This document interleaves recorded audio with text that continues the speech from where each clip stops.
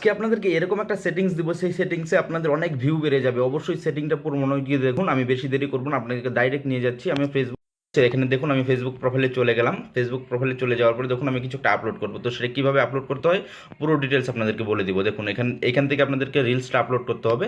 এখান থেকে রিলসটা আপলোড করার পর দেখুন আমি এখান থেকে রিলসটা একটা নিয়ে নিলাম, ঠিক আছে।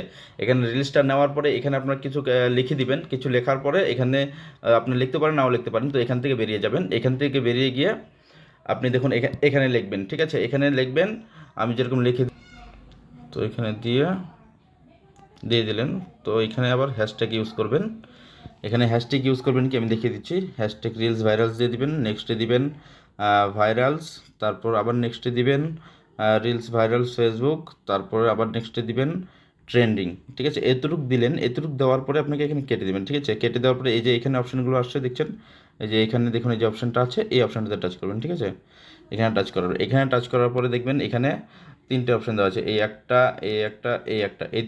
এই তিনটে অপশানে আপনি ক্লিক করবেন, একটা দুটো তিনটে। তো এই তিনটেতে ক্লিক করার পরে সেভ করে দিবেন। এখানে সেভ করার পরে অটোমেটিকলি এখান থেকে আপনার শেয়ার করে দিবেন, ঠিক আছে। তো এখান থেকে অটোমেটিকলি যখন শেয়ার করবেন, শেয়ার হয়ে যাচ্ছে আপনার ভিডিওটা। দেখুন অটোমেটিকলি কিন্তু ভিডিওটা আপনার শেয়ার হয়ে যাচ্ছে। তো শেয়ার হওয়ার পরে অবশ্যই অটোমেটিকলি রিচ এঙ্গেজমেন্ট আপনার সব কিছু এটাতে বেড়ে যাবে।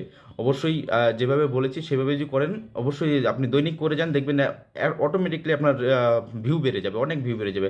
আমি সে ট্রাই করেছি, ট্রাই করার পরে আপনাদেরকে বলছি। অবশ্যই যদি ভালো লাগে আরেকজনকে দেখার সুযোগ করে দিবেন। ধন্যবাদ।